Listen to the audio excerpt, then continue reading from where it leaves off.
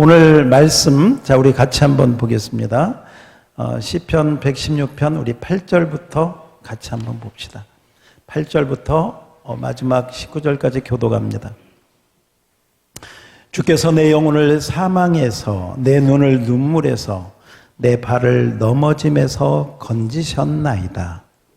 내가 영원 생명이 있는 땅에서 여호와 앞에 행하리로다. 내가 크게 고통을 당하였다고 말할 때에도 나는 믿었도다. 내가 놀라서 이르기를 모든 사람이 거짓말쟁이라 하였도다. 내게 주신 모든 은혜를 내가 여호와께 무엇으로 보답할까? 내가 구원의 잔을 들고 여호와의 이름을 부르며 여호와의 모든 백성 앞에서 나는 나의 서원을 여호와께 갚으리로다. 그의 경건한 자들의 죽음은 여호와께서 보시기에 귀중한 것이로다. 여호와여, 나는 진실로 주의 종이요 주의 여종의 아들 곧 주의 종이라. 주께서 나의 결박을 푸셨나이다. 내가 주께 감사제를 드리고 여호와의 이름을 부르리이다. 내가 여호와께 서원한 것을 그의 모든 백성이 보는 앞에서 내가 지키리로다. 예루살렘아, 내 한가운데에서 곧 여호와의 성전 뜰에서 지키리로다. 할렐루야. 아멘. 아멘. 자, 오늘 우리 시편 116편은 사실 성경에 보면 누가 썼는지 자세하게 나와 있지는 않습니다. 그러나 칼빈 선생님은 이 시편을 여러 가지 연구한 다음에 다윗이 쓰지 않았나, 다윗이 여러 가지 어려움을, 고통을 당한 후에 감사한 마음으로 쓰지 않았나 해서 칼빈 선생님 같은 경우는 다윗이 오늘 이 시편을 썼다, 이렇게 보기도 합니다. 자, 어찌됐건 오늘 우리 설교는 한번 은혜, 따라서 합시다. 은혜, 그리고 뭐요? 감사. 그러니까 감사는 뭐가 있어야 돼? 그죠? 은혜가 있어야 감사가 되는 것이죠. 감사한 마음이 전혀 없는데 감사하라고 하면 감사가 나오기는커녕 짜증이 날 수 있습니다. 아니, 뭐 감사할 게 있어야 감사를 하지. 이렇게 되는데 은혜가 있으면요, 감사하지 말라고 해도 감사가 저절로 나올 수밖에 없는 것입니다. 그래서 제가 은혜를 2번이나 넣고 감사는 1번을 넣은 것입니다. 다 같이 한번 읽어봅시다. 시작. 은혜. 그리고 감사. 뭐가 먼저 있어야 된다? 은혜가 있어야 된다. 그래서 이 추수감사절은 어떻게 보면 지금 내가 은혜 생활을 하고 있는가, 내가 지금 은혜가 있는 신앙생활을 하고 있는가를 점검할 수 있는 시간이다. 자, 오늘 우리가 요절, 오늘 이번 주 요절 시편 116편 12절인데 다 같이 한번 함께 봅시다. 이번 주 요절 다 외워오셨죠? 내게 주신 모든 은혜를. 시작. 내게 주신 모든 은혜를 내가 여호와께 무엇으로 보답할까? 자, 우리 여자분들만 한번 해봅시다. 시작.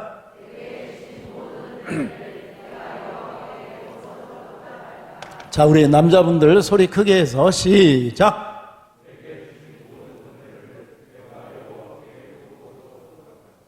다 같이 시작. 내게 주신 모든 은혜를 내가 여호와께 무엇으로 보답할까? 자, 뜻을 한번 생각하면서 여러분에게 하나님이 주신 은혜가 있다면 이 고백이, 이 시편, 이 사람이 쓴 고백이 아니라 이제 우리의 고백이 돼야 돼요. 나의 고백이 돼야 되는데, 자, 이 고백이 나의 고백이 되는가 한번 여러분 마음을 돌아보세요. 무엇으로 보답할까 하는 마음이 있는 건지, 보답은 무슨 보답, 뭐가 뭔지, 좀 힘들어 죽겠는데, 어려워 죽겠는데, 이런 그 마음에 어떤 부담만 가득 있는지 한번 생각을 해보셔요. 그리고 정말 은혜가 있다면, 은혜, 그리고 감사가 있다면 무엇으로 보답을 할 수 있을까? 한번 생각도 해 보십시오. 자, 제가 아까 일부 예배 드리면서 여기 앞에 이렇게 이 현수막이랑 이렇게 봐가지고요. 저도 옷 색깔을 코디를 이렇게. 근데 제가 여기 있는 것보다 보세요. 더 멋있는 것 같아요. 아니, 너무 잘 어울린다 이 뜻입니다. 그런데 우리가 이제 여기 앞에 있는 이 과일들 또 곡식들 또 이렇게 여러 가지 보십시오. 자, 여기 있는 것들은 좋은 거예요. 그러니까 그 상품으로 말하면 좋은 거예요, 나쁜 거예요. 그죠, 좋은 거죠. 아마 어떤 이 열매들은 말이죠. 어떤 과일들은 여기 못 오고 그냥 일반적인 버리기는 좀 그렇고 아깝고 그런 과일도 아마 있을 것이고 그다음에 아마 추수할 때 그 과수원에서 이건 쓸모가 없어 이건 상품 가치가 없어 하고 버렸거나 아니면 깎아가지고 즙으로만 내는 그런 과일도 있었을 것입니다. 왜 제가 그 말씀을 드리냐면 이 추수감사를 우리가 드리면서 먼저는 추수 따라서 봐요. 추수. 이 추수를 우리가 일반적인 추수도 생각하지만 또 한편으로 나는 천국의 창고에 들어갈 수 있는 이렇게 좋은 하나님이 볼 때 좋은 과일인가, 좋은 열매인가, 좋은 곡식인가. 내 신앙의 열매는 하나님이 보실 때, 야, 너 참 잘 연결었구나. 너 참 풍성하게 맺혔구나 하고 우리의 그 신앙의 열매, 믿음의 열매를 저희들을 천국 창고에 드리는, 창고에서도 가장 좋은 곳에 드리는 그런 믿음인가? 아니면 이 추수 때는 알곡과 가라지가 갈라지는 때잖아요.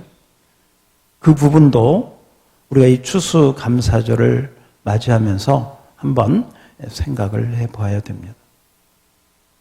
그리고 자, 오늘 본문 말씀에 보면 내가 받은 은혜를 내게 주신 모든 은혜를 내가 여호와께 무엇으로 보답할꼬? 그래서 보답은 은혜를 받은 자가 할 수 있고 은혜를 받은 자는 반드시 그 뒤에 뭐가 따라오느냐? 감사가 따라온다. 뭐가 따라온다? 감사. 그래서 은혜, 감사, 보답.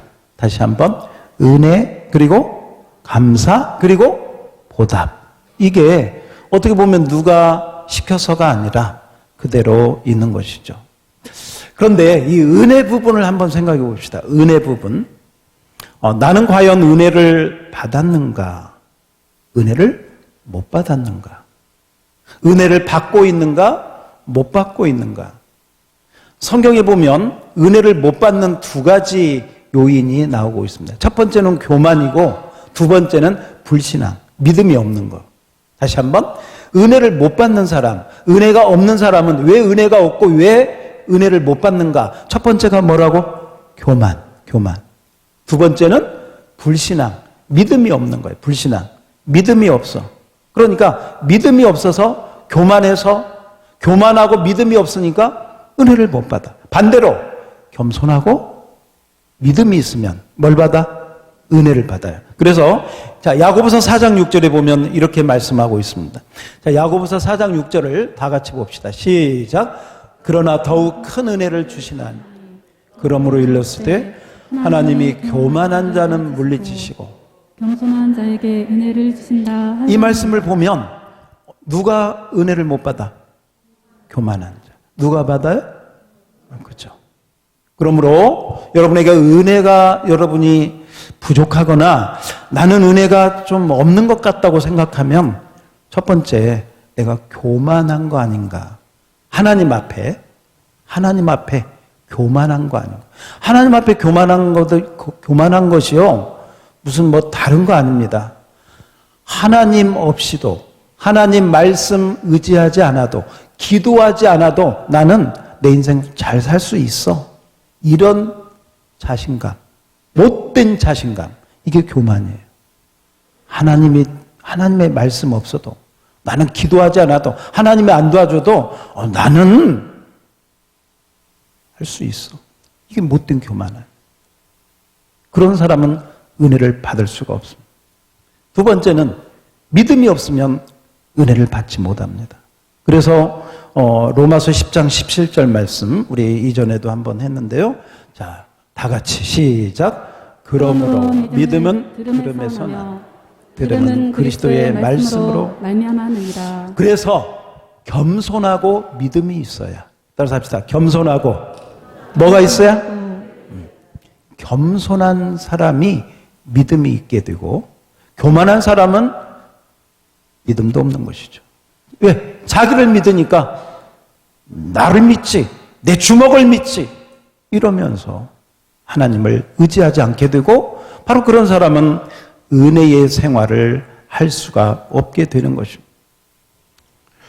여러분 또 하나 신앙적으로는 교만하고 믿음이 없는 사람이 은혜를 못 받게 되고 겸손하고 믿음이 있는 사람이 은혜를 받게 되는데 또 하나 은혜를 못 받는 사람이 있습니다.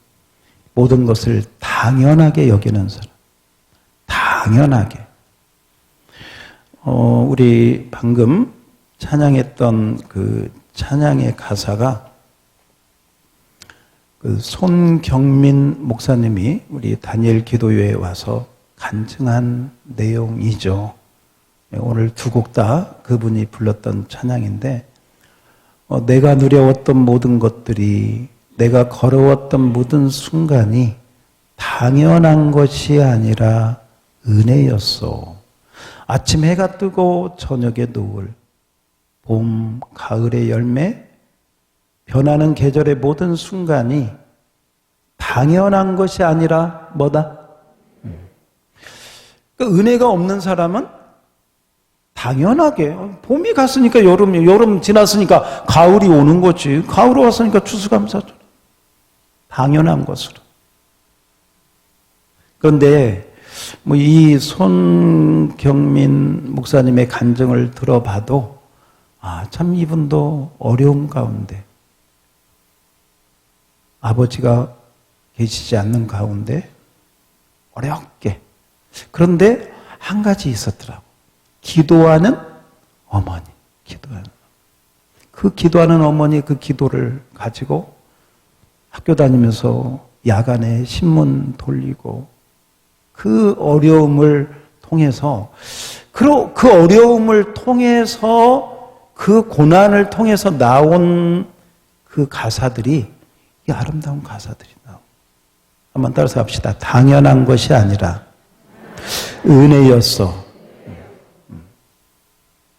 그래서 참 이 찬양을 뭐 이전에도 들었지만 이 찬양을 작사한 분의 그 직접적인 어떻게 해서 이 찬양의 가사가 나왔는가를 들었더니 더 은혜가 된 그런 고백이 또 그런 마음이 들었습니다. 자, 오늘 요절 말씀 다시 한번 우리 다 같이 12절 내게 주신 모든 은혜 다 같이 시작.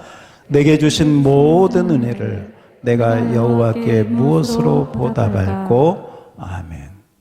하나님이 주신 은혜 가운데 첫 번째 은혜, 가장 큰 은혜는 뭐니 해도 구원의 은혜다. 무슨 은혜다? 구원의. 그래서 오늘 이 고백을 내게 주신 모든 은혜를 내가 여호와께 무엇으로 보답할꼬 하면서 그 다음 13절에 나오는 그 말씀이 뭐냐? 13절 시작. 내가 구원의 잔을 들고 여호와의 이름을 그러죠. 무엇으로 보답할꼬 하면서 가장 첫 번째가 내가 구원의 잔을 들고 여호와의 이름을 부르며 구원의 은혜를 노래하고 있습니다.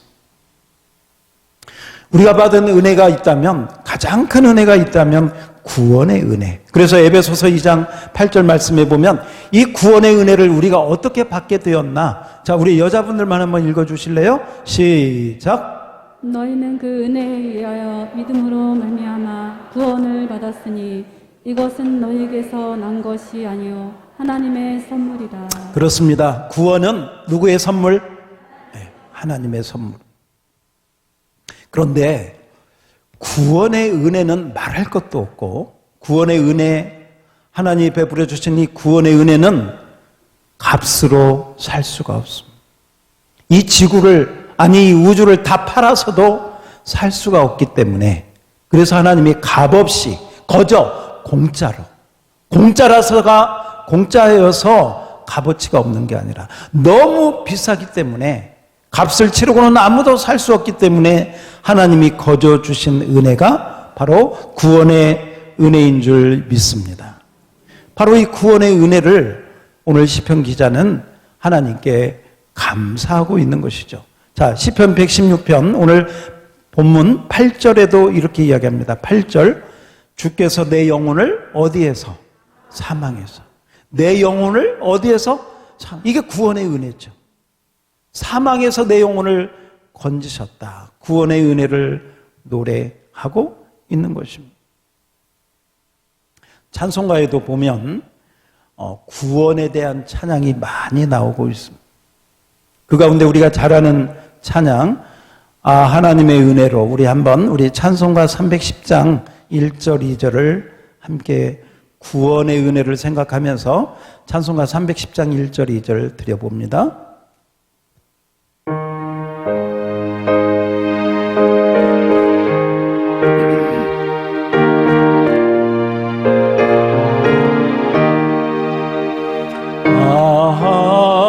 하나님의 은혜로 있을 때 없는 자 왜 구속하여 주는지 난 알 수 없도다.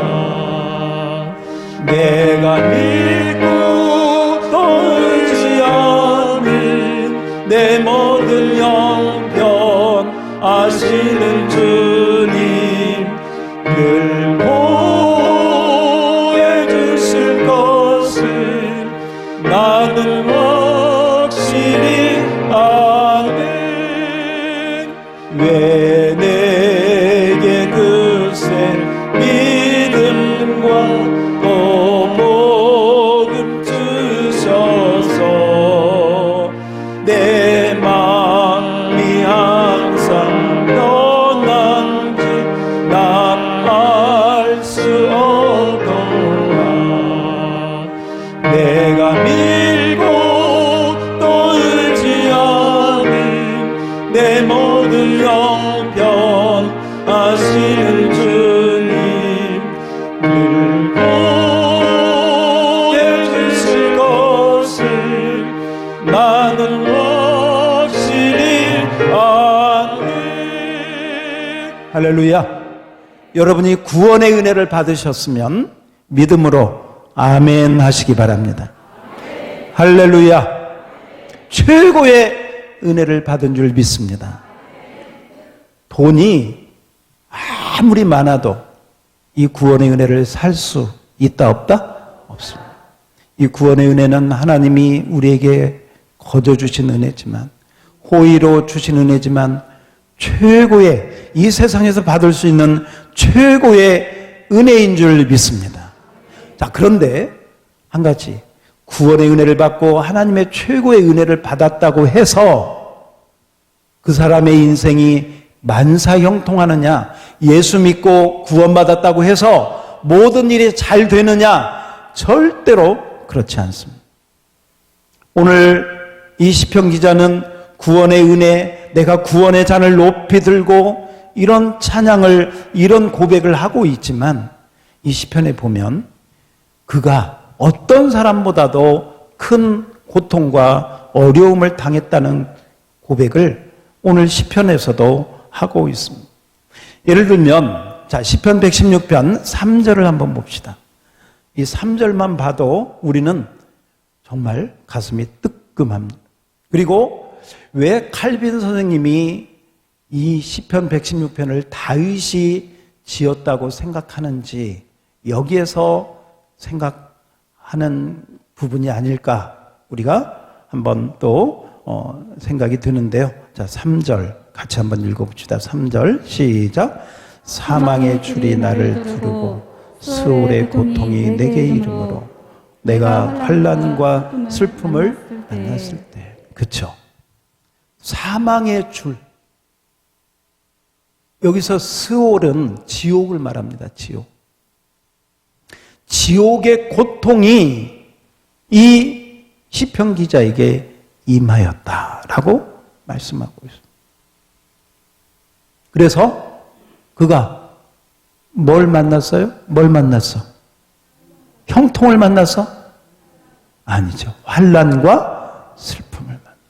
구원받고 하나님의 은혜를 받은 이 시편 기자도 사망의 줄이 두르고 고난과 환난과 슬픔을 만났. 죽음의 순간까지 갔다. 지옥의 고통까지도 느껴보았다라고 말씀을 하고 있는 것을 여기서 보게 됩니다. 여러분, 올 한 해를 이렇게 돌아보십시오. 돌아보면 올 한 해를 돌아보면서 여러분이 가장 어려웠던 순간, 가장 힘들었던 순간 한번 눈을 감고 잠시, 그렇다고 또 졸지는 마시고 한번 눈을 감고 올 한 해 동안 좀 힘들었, 고난, 고통, 슬픔, 환난, 그게 질병이든 가정적인 문제든 재정적인 문제든 아니면 인간 관계의 문제든 어떤 것이든 올 한 해 아니면 지금도 어려움을 당할 수 있죠. 한번 생각해 보세요. 그게 뭔지. 사망의 줄이 나를 두르고 지옥의 고통이 내게 이름으로 내가 환난과 슬픔을 만났구나. 환난과 슬픔을 내가 당했구나. 생각이 나신 분도 있고 안 나신 분도 있고 그럴 거예요. 자, 한번 눈을 뜨시고, 자, 그 다음에 그 어려움 가운데 이 시편 기자는 어떻게 했는가? 이게 중요해요. 이게 그 슬픔과 환난을 만났을 때 어떻게 했는가? 4절을 한번 봅시다. 4절 시작. 내가 여호와의 이름으로 기도하기를 여호와여 주께 구하오니 내 영혼을 건지소서. 뭐 했다는 거예요?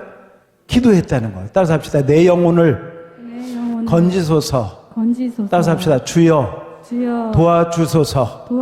예, 도와달라고. 주님, 내 영혼을 건져주세요. 사망의 고통에서, 지옥의 형벌에서 나를 건져주세요. 나를 이 환난과 슬픔에서 나를 구원해 주세요 하고 기도했다는 거예요. 뭐 했다는 거예요?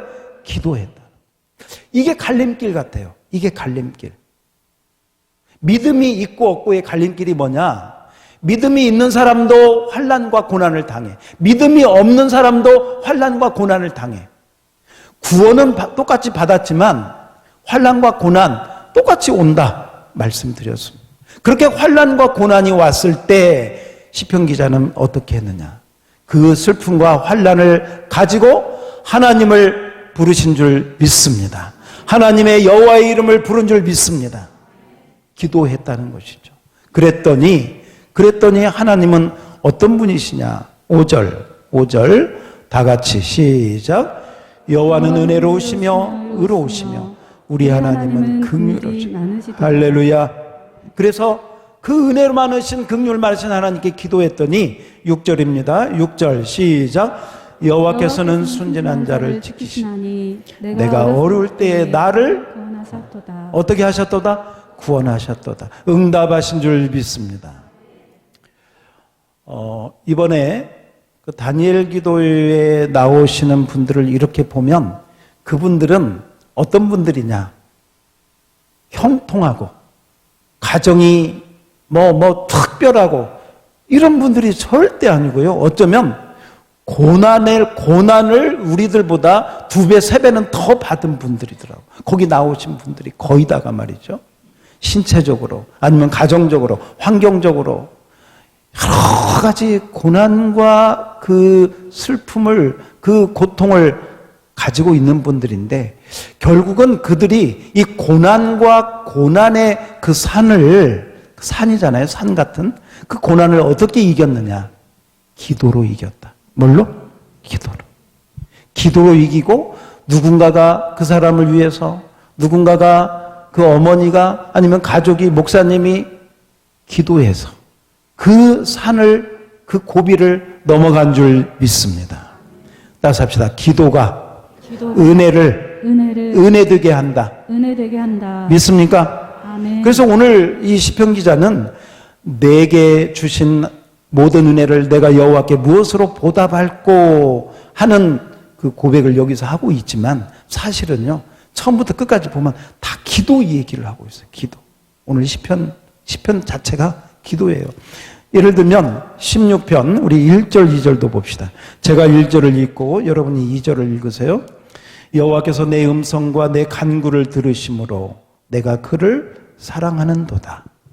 그의 길을 내게 기울이셨으므로 내가 평생에 기도하리로다. 할렐루야. 아멘. 평생에 뭐 하겠다? 기도하겠다. 그래서 여러분, 이 추수감사절은 하나님께 받은 은혜를 우리가 감사하는 건데, 어떻게 보면 이 은혜가 있는 사람, 은혜가 있다고 해서 환난과 고난이 없는 거 아니에요. 그 환난과 고난을 기도로 이긴 사람이 바로 이 고백을 할 수가 있어요. 환난과 고난 가운데 기도로 그 환난을 이기지 못하면 이 고백이 나오지 않아요. 내게 주신 모든 은혜를 내가 여호와께 무엇으로 보답할꼬, 그 고백이 나오지 않죠. 기도로 내가 이기고 있는가, 여러분이 한번 돌아보아야 될 것입니다. 내게 주신 모든 은혜를 내가 여호와께 무엇으로 보답할꼬. 여러분, 성경에 보면 은혜를 받고서도 그 은혜를 저버린 사람들이 나옵니다. 왜 이 말씀들이 있냐면, 우리들 가운데도 하나님께 은혜를 받았는데, 은혜는 받았는데 그 은혜를 받고는 땡. 여러분, 그 누가복음 17장에 보면 나병 환자 10명이 나와요. 나병 환자 10명이 예수님, 우리 나병 좀 고쳐주세요. 예수님이 고쳐주셨어요. 제사장에 가서 네 몸을 보이라. 10명이 가다가 다 나은 것을 알게 됐어요. 그런데 한 사람만 예수님께 와서, 예수님, 제 나병을 고쳐주셔서 감사합니다. 한 사람만 감사했어요. 뭐 이게 확대 생각인지 모르지만 이런 이야기가 될 수 있지 않을까요? 10명에게 하나님의 은혜를 주었는데 진짜 감사하는 사람은 한 사람 정도다. 10% 정도다. 이런 메시지도 그 안에 있지 않을까. 여러분, 성경에 보면 히스기야 왕이라고 나옵니다. 히스기야 들어보셨죠? 네, 그래서 성경에 보면 히스기야서가 있어요, 없어요? 네, 없습니다. 히스기야 왕이 아수르의 침략을 당했을 때 하나님께 막 기도했어요. 하나님이 도와주셔가지고요, 위기를 넘기게 하셨어요. 또 병이 걸려가지고요, 생명이 이제 하나님이 데려갈 때가 돼서 하나님께 열심히 기도해가지고 15년 생명을 연장받았어요. 여러분, 은혜 받았어, 안 받았어? 그런데요, 그 큰 은혜를 당연하게 여겼어요. 은혜로 하나님 앞에 감사하면서 겸손하게 이 시편 기자처럼 하나님이 주신 은혜를 내가 무엇으로 보답할꼬, 어떻게 하나님을 더 잘 섬길까, 어떻게 하나님께 더 내가 감사할까, 이 마음을 갖지 못하고 당연하게 히스기야의 말로가 어떻게 되었는가? 비참하게 되었습니다. 비참하게 되었습니다.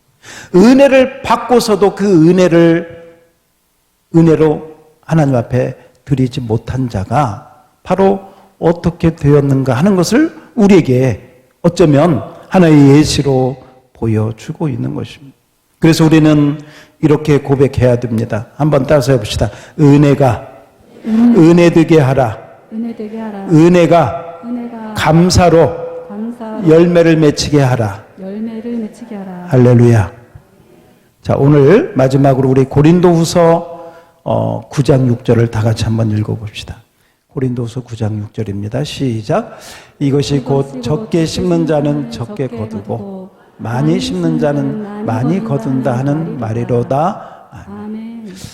혹시 여러분 교회가 어떻게 운영되는가 궁금하지 않습니까? 저희 집에서는 제가 처음 이제 예수를 믿게 되었습니다. 그리고 이제 교회에 이렇게 다니면서 헌금이라는 게 있잖아요. 헌금. 저희 아버님이 제가 교회 다닐 때 그런 말씀을 하셨어요.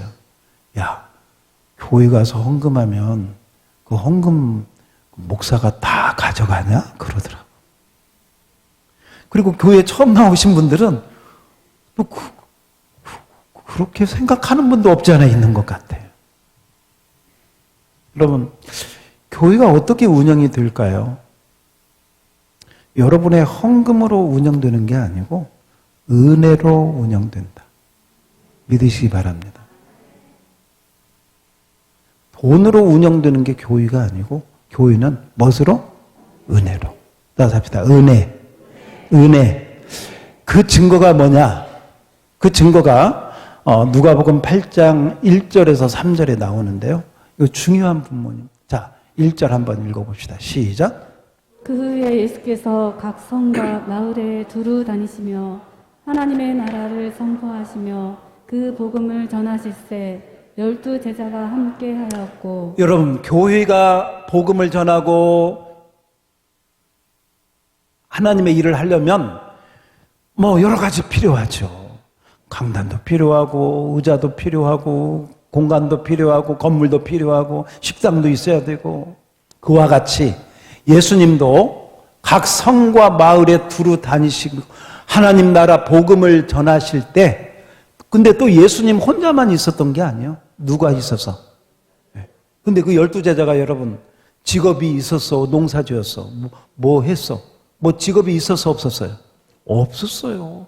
그렇다고 뭐 예수님이 무슨, 예수님과 그러니까 예수님 식사 대접 한번 하려면 예수님만 대접할 수가 없어.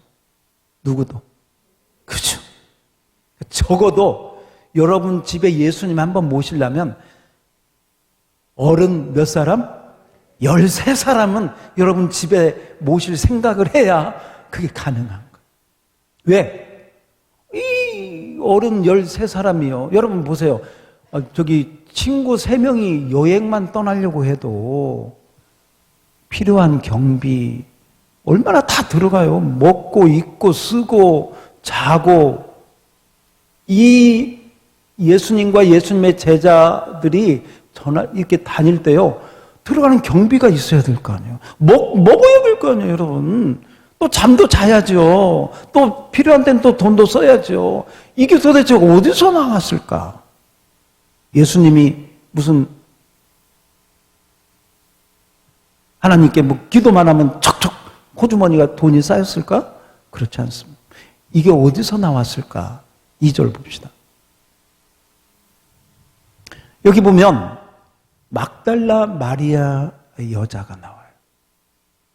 막달라 마리아가 어떤 여자였는데 7 귀신 들렸다가 고침받은 여자. 그러니 얼마나 하나님께 감사했을까. 이 막달라 마리아가 언제 또 나오느냐? 예수님이 뭐 하셨을 때? 부활하셨을 때. 첫 번째만. 근데 사실은 예수님 부활한지 몰랐어. 돌아가신 줄 알고 그 예수님의 몸에 뭐 바르려고? 향품. 뭐 바르려고? 그 향품을 준비한 게 누구예요? 자, 그럼 여기서 한 가지 한번 생각해 보세요. 이 막달라 마리아는 7 귀신 들려가지고 막 머리 풀어 헤치고 다녔을 때 돈이 있었을까 없었을까? 없었겠죠. 뭔 돈이 있었겠어요. 정신이 없는데. 그런데 예수님